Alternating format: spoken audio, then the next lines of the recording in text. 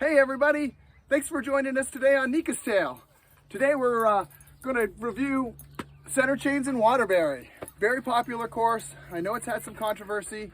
Right now we're just going to go do the walkthrough. So if you just want to see a layout of the course, kind of what it's like, where we like the landing zones are, some hazards, come and join us on this video. Of course, I am your amateur disc golfer, Scott. With me always is Nikka Tannis, professional disc spotter. Let's have some fun out there today. Might as well start with the donation box. Lost disc. Come on, Nikka. You're working. Hole 1. Tight gap to come out of. You want to miss all these bushes and trees on the right, as well as this one on the left.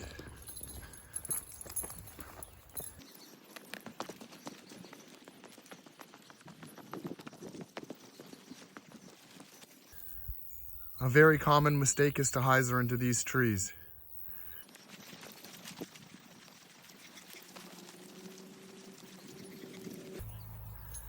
OB down at the river.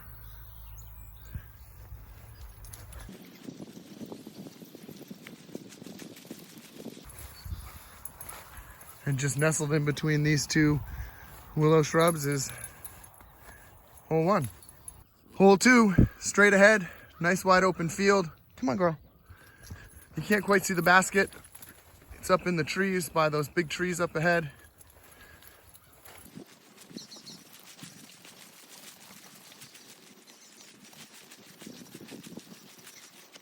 You really want to, if you've got the arm, punch through this window, get up into the woods. If not, this is your ideal landing zone right in front of it. If you land in the woods, it's not super jelly.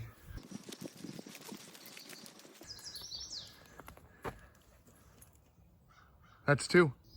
Hole 3 is a straight push with a low ceiling.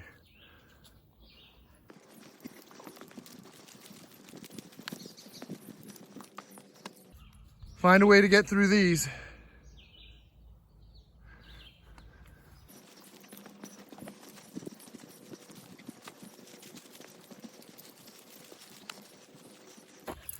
If you don't make it uphill, the slight uphill slope of the basket gives you a bit of a chance to run your approach shot.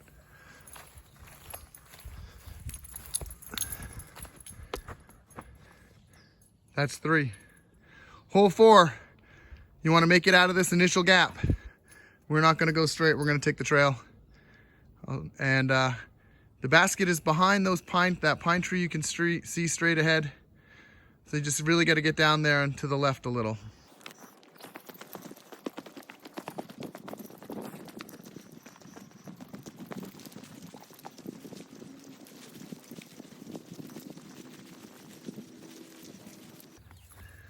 So for a lot of us amateurs out there, this is kind of the ideal landing zone. You leak out too far, you can get in there. If you leak out too early, you'll get in those woods. But anything in here is ideal.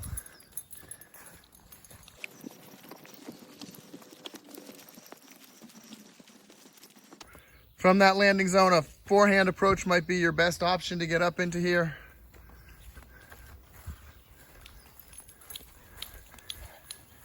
Be aware there is OB separating this and hole 5 back behind the basket. That's 4. Hole 5. Nice big wide open. Just don't come out early and hit that bush. And you definitely don't want to throw something that's going to fade too much, because you'll end up way to the left. And I've lost disc back there. Send something nice and deep out long. You have that OB line to separate 5 from 6. Come on, Nikka. So yeah, if you fade too early,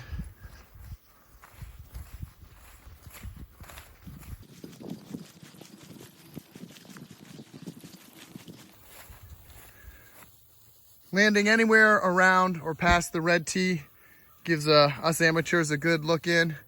There is a window on the right and a window on the left.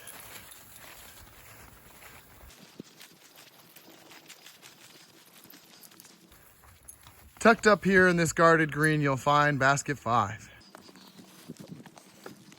That's 5. Hole 6. You've got a tight window you've got to make it out of on the tee pad. You got to get across that open field. The basket's on the hillside behind that wall of trees. Most of us try and go sky highs or over that bush over there. Again, we're going to walk a little different path just because I can't quite go where the disc goes.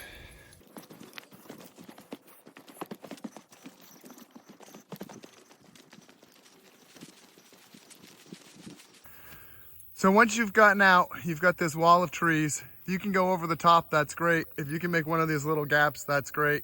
I try and hyzer over this outside right corner. Tall field down here. OB separating 6 and 5.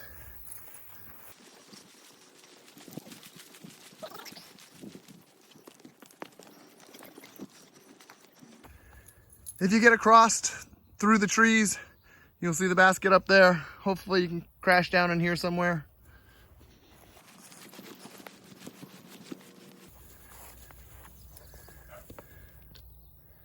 That's 6. Hole 7, another tight woods push straight down through. You can see the basket sitting on the hillside straight ahead. Long and straight.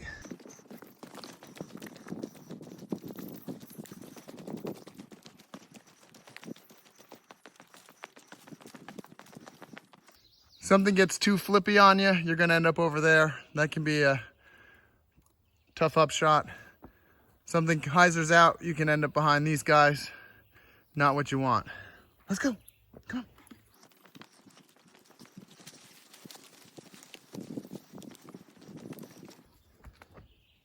Definitely have to run this one with that hillside back there. That's 7. Hole 8 is a fun one out here. You've got this tiny little gap to hit. Down there you can see the basket. You can no longer go that way, so we'll be walking around.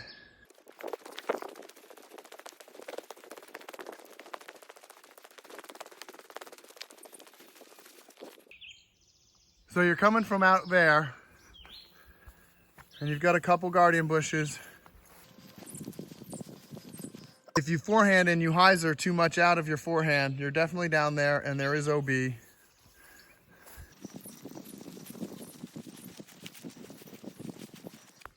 That's 8. Hole 9, along the riverside. Nikka just got wet, so now she's crazy. Get under this low ceiling, far straight ahead as you can. Maybe a little bit of a flex, maybe flip something up to flat.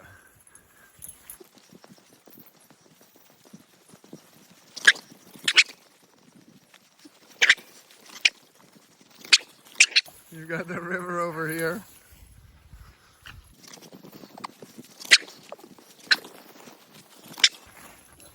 I love it when I can park my drive right here and run a birdie at this thing. That's 9. Hole 10 is your ace opportunity. Through the Mando.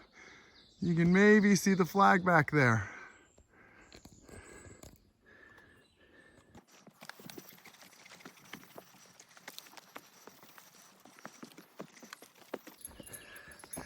These guardian trees will definitely knock you down there or stop you if you're not careful. There is a drop zone if you don't make the Mando.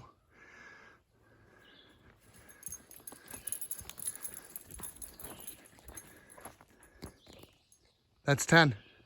Hole 11 is definitely a tricky one. You got right uphill, lots of guardians. You got to find your path and just commit. Come on, girl, this way. I've often hit this stuff here and this stuff here. Let's go.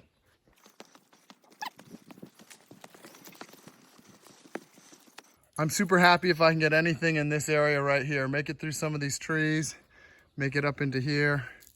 You actually have a birdie look. And this one is elevated. That's 11.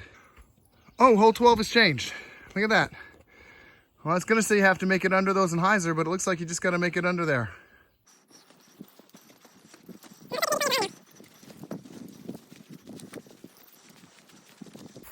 This looks like the drop zone if you don't make the island.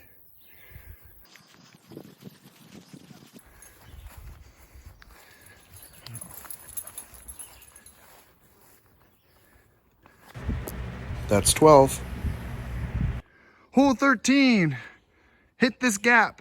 Get across the little field out there and up into the woods on the other side.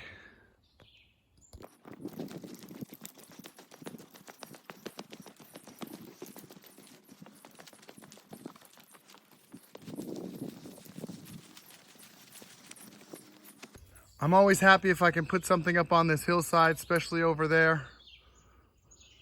Less so over here.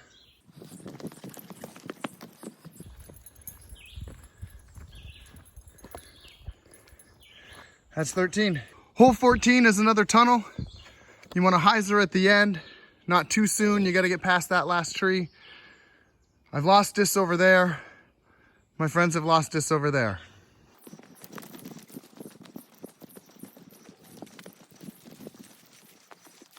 If you do hyzer out too early, there is a left-hand fairway you can kind of work.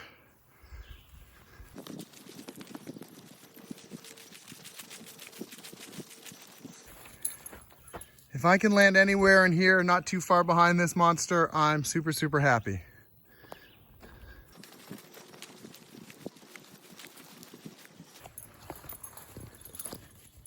That's 14.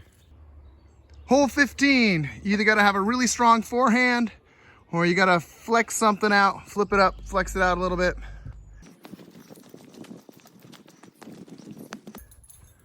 Come out too early and you're in there and you're in trouble.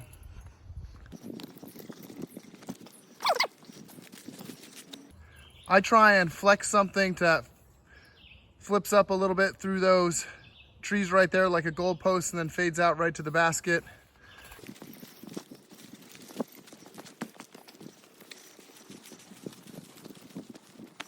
I have been back in there. You don't want to be back in there. That's 15. Hole 16, probably my least favorite.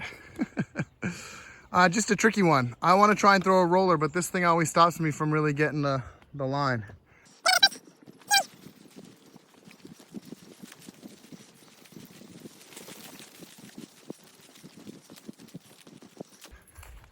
So if I'm lucky enough to make it up to this big tree, then I'm happy as can be. If I make it a little past it, then I'm great. Chances are I'm going to be over here somewhere.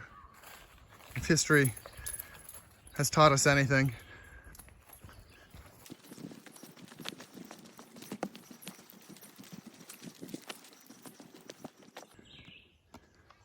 That's 16. Hole 17 is a big hyzer. Got to get out through your window, get past those trees on the left, and then start your fade. We will not be going straight ahead.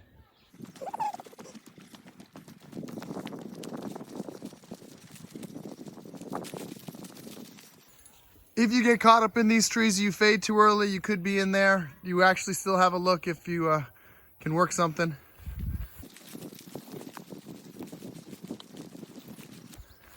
If you push too long and straight, that's all OB in there.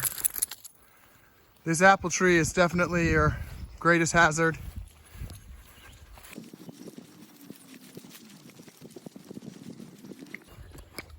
That's 17. Hole 18. To the right. You got to get out there into the open field and then get right.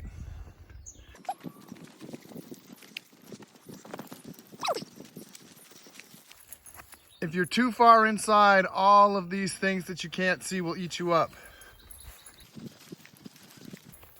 Not picking the right disc or picking something that fades too soon or slips out early, you're going to get trapped in here or up in these trees. If you manage to get right around that corner, you still have to get past this guy and under these pines.